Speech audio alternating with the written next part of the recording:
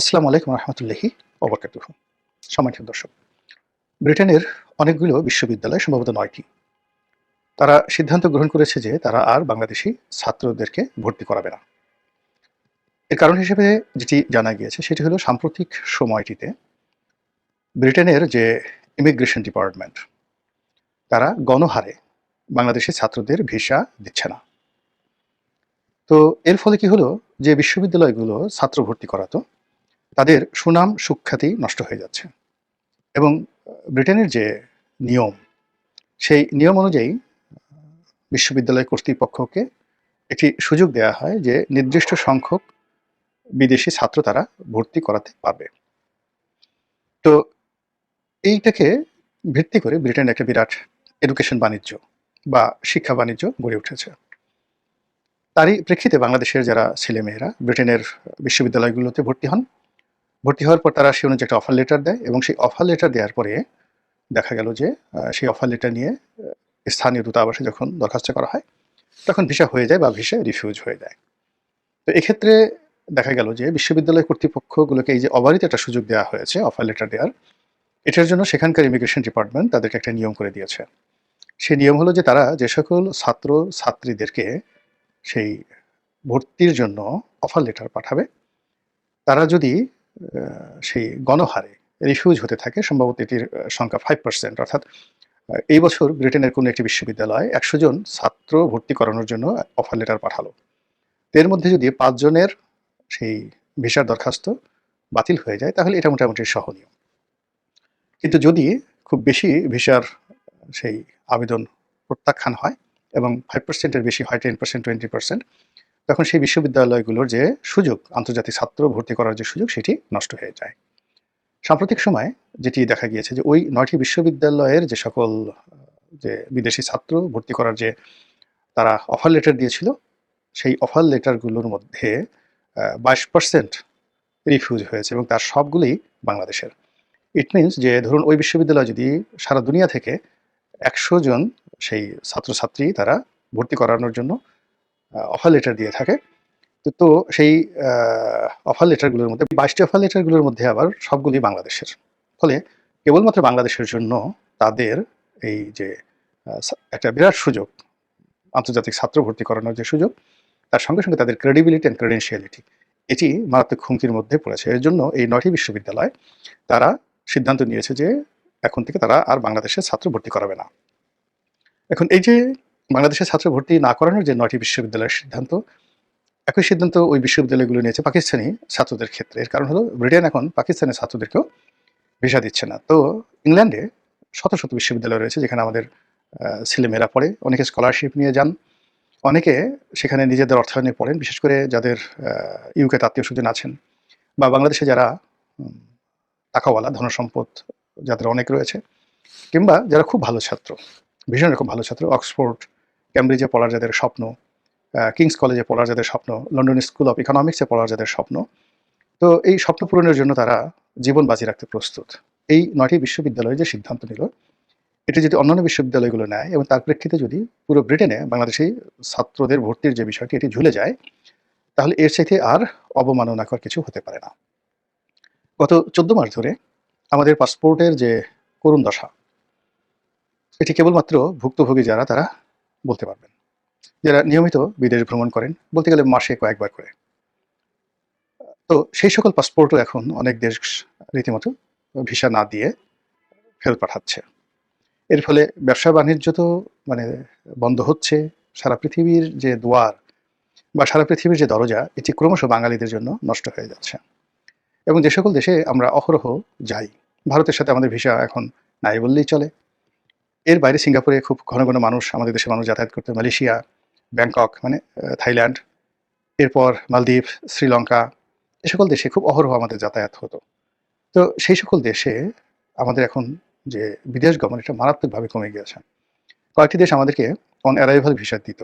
যারা বাংলাদেশ থেকে যেত, ভিসা দরকার হতো না, এয়ারপোর্টে গিয়ে একটা নির্দিষ্ট পরিমাণ ফি দিলে তারা অন অ্যারাইভাল ভিসা পেতেন। যেমন মালদ্বীপ, শ্রীলঙ্কা, নেপাল, ইন্দোনেশিয়ার বালি, বালি যে ডেনপাসার এয়ারপোর্ট রয়েছে সেখানে, জাকার্তা নয়, বালি। তো এরকম আরও অনেকগুলো দেশ আছে যেখানে অন অ্যারাইভাল ভিসা দেওয়া হতো। এখন বলতে গেলে সব অন অ্যারাইভাল ভিসা বন্ধ করে দেওয়া হয়েছে। বাংলাদেশি পাসপোর্টের যে একটা আন্তর্জাতিক র্যাঙ্কিং রয়েছে, সেই র্যাঙ্কিংয়েও এই গত 14 মাসে বাংলাদেশের পাসপোর্টের এত অবনতি হয়েছে, এখন আমি ঠিক এক্সাক্টলি আমার কাছে যেহেতু তথ্য নেই, আমি বলতে পারবো না যে রুয়ান্ডা, ইরিত্রিয়া, আফগানিস্তান এবং পাকিস্তান এই রাষ্ট্রগুলোর যে পাসপোর্ট, সেই পাসপোর্টের মান আমাদের চেয়ে উপরে, কাছাকাছি না নিচে। আমরা এখন ঠিক সেই পর্যায়ে চলে গেছি। কেউ কেউ বলার চেষ্টা করেছেন যে গ্লোবাল র্যাঙ্কিং এখন সম্ভবত 146 নম্বরে আমরা আছি। এক্স্যাক্টলি তথ্যটা আপনারা দেখে নেবেন। তো যেটা বলছিলাম যে হঠাৎ করে আমাদের এই নতুন সরকার ক্ষমতা আসার পর আমাদের এই দুরবস্থা হলো কেন? আমাদের তো এরকম হওয়ার কথা নয়। আমাদের তো ইউরোপে অবারিত দ্বার হওয়ার কথা। আমেরিকার মানে নো ভিসা রিকোয়ার্ড, বাঙালিদের জন্য আমেরিকার দরজা খুলে যাওয়ার কথা, যেখানে ডক্টর মোহাম্মদ ইউনূস রয়েছেন। কাতার, তারপরে ফ্রান্স, ইউরোপীয় ইউনিয়ন, ডেনমার্ক, সুইডেন, মানে নরওয়ের নরওয়েজিয়ান যে কোম্পানিগুলো রয়েছে, মানে কান্ট্রিগুলো রয়েছেন, স্ক্যান্ডিনেভিয়ান যে কান্ট্রিগুলো রয়েছেন, সেখানে তো ডক্টর মোহাম্মদ ইউনূসের সেই তার যে কোম্পানি, গ্রামীণ ফোনের যে যারা ওখানকার এজেন্ট বা প্রিন্সিপাল, তো তাদের যে দাপট, টেলিনর কোম্পানি স্ক্যান্ডিনেভিয়ান দেশগুলোতে অত্যন্ত শক্তিশালী, ডেনমার্ক, নরওয়ে, সুইডেন, লুক্সেমবার্গ এই দেশগুলোতে। তো সেখানে আমাদের তো ভিসাই দরকার পড়বে না। সবাই বলবে যে বাঙালি যারা লোকজন আছে নিয়ে আসো সেখানে। এবং একটা সময় আমি সুইডেন অনেকদিন ছিলাম। তো সেখানে দেখেছি যে ওরা ওদের রাষ্ট্রের একটা মানে যাকে বলা হয়, ওরা মনে করে যেটা তাদের একটা রাষ্ট্রীয় সিদ্ধান্ত এবং পৃথিবীর উপর তাদের একটা দায়িত্ব। তারা একটা নতুন জিনিস বের করেছে যে আমাদের এই পৃথিবীতে, প্ল্যানেটে যে শিশু জন্ম নেয়, সেই শিশু জন্ম নেওয়ার জন্য সারা পৃথিবীর লোকজন দৌড়ে ডাক্তারের কাছে চলে যায়। তো তারা মনে করে যে তারা এটা গবেষণা করে বের করেছে যে একজন শিশুর জন্মগ্রহণ মানে একটা মেয়ের প্রেগন্যান্ট হওয়া থেকে শুরু করে ডেলিভারি পর্যন্ত এর 99% কাজ করেন একজন ধাত্রী।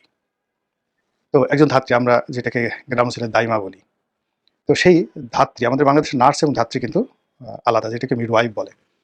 তো সেই ধাত্রীদেরকে সুইডেন বিনা পয়সায় তারা ট্রেনিং দিচ্ছে ওয়ার্ল্ড ওয়াইড, এবং এই ট্রেনিং দেওয়ার জন্য তারা লোক খুঁজে পাচ্ছে না। তো আমি যখন সুইডেনে ছিলাম তখন এই বিষয়টা নিয়ে মূলত আমার ওখানে একটা ফেলোশিপ হয়েছে, সেটা সেফ প্রেগন্যান্সির উপরে।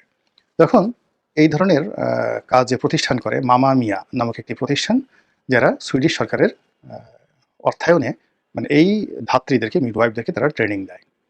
তো তারা বললো যে আমরা বাংলাদেশ থেকে তোমরা যদি দিতে পারো তাহলে বাংলাদেশে আমরা ইনস্টিটিউশন করব, এবং আমরা প্রতি বছর অন্তত 2 লাখ মিডওয়াইফ, আবার বলছি 2 লাখ মিডওয়াইফ আমরা ওখান থেকে ট্রেনিং দিয়ে এনে ইউরোপের বিভিন্ন দেশে আমরা তাদেরকে নিয়োগ দিতে পারবো, যাদের ইয়ারলি স্যালারি হবে অ্যাটলিস্ট 1.5 লাখ ইউরো, 12 মাসের জন্য 1.5 লাখ ইউরো। মানে আমার মাথা খারাপ হয়ে গেছিল এই কথা শুনে যে এত বড় একটা সম্ভাবনা আমাদের জন্য অপেক্ষা করছে। কিন্তু আমি ফিরে আসার পরে দেশের রাজনৈতিক পরিস্থিতি, আওয়ামী লীগ থেকে সেই দূরে, এরপরে 2014 সনে ইলেকশন না করার কারণে আমি আসলে এই জিনিসটা বাস্তবায়ন করতে পারিনি। তো যদি আমি আসলে রাজনীতিতে থাকতাম, আমি এই জিনিসটি করতে পারতাম সুইডিশ গভর্নমেন্টের সাথে ওই কোঅপারেশন করে। এখানে সুইডিশ যে বাংলাদেশে রাষ্ট্রদূত রয়েছেন বা এখানে যে দূতাবাস রয়েছেন, তারা এই ব্যাপারে একেবারে উদার, এত উদার যেটা বলার মতো নয়। তো সেই কাজটি ডক্টর মোহাম্মদ ইউনূস, যেহেতু সুইডেনের সাথে ঐতিহ্যগতভাবে তার একটা ভালো সম্পর্ক হবে, এর কারণ হলো টেলিনরকে তারা তাদের জাতীয় প্রতিষ্ঠান হিসেবে মনে করে সুইডেন, যদিও এটা নরওয়ের প্রতিষ্ঠানও না, এটা টেলিনর মূলত সম্ভবত ডেনমার্কের একটি প্রতিষ্ঠান। তো এনিওয়ে, এখন সুযোগ সুবিধা রয়েছে। তারপরে ডেনমার্কে তো অবারিত, ডেনমার্কে যে কত সুযোগ রয়েছে এটা বলার মতো নয়। ইউরোপের যে বড় বড় কোম্পানিগুলো, এসব কিন্তু ডেনমার্কের।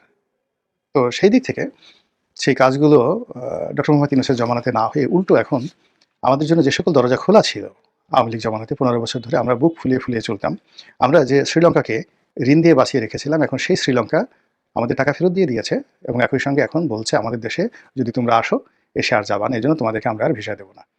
এই যে অপমান, এই অপমান কল্পনাই করা যায় না। কেন এরকম হলো? এখন বোঝার চেষ্টা করুন যে আমাদের দেশের ধনিক সম্প্রদায়, তারা তাদের ছেলে মেয়েদেরকে সাধারণত ইংরেজি মাধ্যমে পড়ান। তাদের একটা উদ্দেশ্য থাকে ছেলে মেয়েকে বিদেশে উচ্চশিক্ষার জন্য পাঠাবেন। কিন্তু এ লেভেল করার পরে বা ও লেভেল করার পরে সাধারণত আমাদের যে ধনাঢ্য শ্রেণী, তারা যে বিদেশে পাঠায়, যারা এই টোটাল সোসাইটিকে বাঁচিয়ে রাখে। তো এই মানুষগুলোর মধ্যে একটা ফ্রাস্ট্রেশন শুরু হয়ে যাবে। তাদের মধ্যে একটা অপমান বোধ কাজ করবে যে টাকা পয়সা রোজগার করে লাভ কি? তারপরে যেখানে সম্মান নেই, মর্যাদা নেই, এই অর্থ দিয়ে কি হবে? ফলে যে যার অবস্থানে কিন্তু কাজকর্ম বন্ধ করে দেবে, এবং এটি আমাদের যে ন্যাশনাল গ্রোথ, জাতীয় অগ্রগতি এটি থেমে যাবে। এখন এই যে কাজগুলো হচ্ছে এটাই কূটনৈতিক অদক্ষতা কিংবা আসলে ত্রুটিটা কোন জায়গাটাতে? এটা কেন সরকারি কর্তা ব্যক্তি যারা আছেন তারা বুঝতে পারছেন না। এখানে মিস্টার তৌহিদ আছেন পররাষ্ট্র উপদেষ্টা। তিনি একজন ঝানু কূটনীতিবিদ এবং অতীতে যারা পলিটিক্যাল সেই পররাষ্ট্রমন্ত্রী এসছেন তাদের চাইতে মিস্টার তৌহিদের আরও ভালো করার কথা। ২ নম্বর হলো যে অতীতে যারাই প্রধানমন্ত্রী হয়েছেন ৯১ থেকে খালেদা জিয়া বলেন, শেখ হাসিনা বলেন, শিক্ষা-দীক্ষায়, আন্তর্জাতিক কানেকশনে ডক্টর মোহাম্মদ ইউনূস নিঃসন্দেহে একজন অনন্য ব্যক্তিত্ব। কিন্তু তারপরে কেন আমাদের এইভাবে ভিসা বিপর্যয় হচ্ছে এবং ক্রমশ পাসপোর্টের যে মান এটা মারাত্মকভাবে কমে যাচ্ছে। আমি কারো সমালোচনা করছি না। কিন্তু হতাশা ব্যক্ত করছি। আমি খুব আশাবাদী যে আমাদেরকে বলা হয় সিরিয়াসলি দেখবেন এবং এটি যে ৯টা বিশ্ববিদ্যালয়, ব্রিটেন যে ৯টি বিশ্ববিদ্যালয়, এই বিশ্ববিদ্যালয়ের মধ্যে যেন সীমাবদ্ধ থাকে এবং এই বিশ্ববিদ্যালয়গুলোর সঙ্গে কথা বলে ব্রিটেনের যে ইমিগ্রেশন ডিপার্টমেন্টের সাথে কথা বলে সমস্যাগুলো সমাধান করার জন্য সরকার কার্যকর ব্যবস্থা নেবে। আদারওয়াইজ যখন দেবালয়ে আগুন লাগবে তখন কিন্তু জনপদ আর মানে স্বাভাবিক থাকবে না। ব্রিটেনের মতো একটা রাষ্ট্র দিয়ে যদি এই দুর্গতি শুরু হয় এবং তাও আবার বিশ্ববিদ্যালয় থেকে, তাহলে আর মুখ দেখানোর কোনো জায়গা থাকবে না। আল্লাহ আমাদের সবাইকে হেদায়েত দান করুন এবং হেফাজত করুন। আসসালামু আলাইকুম ওয়া রাহমাতুল্লাহি ওয়া বারাকাতুহু।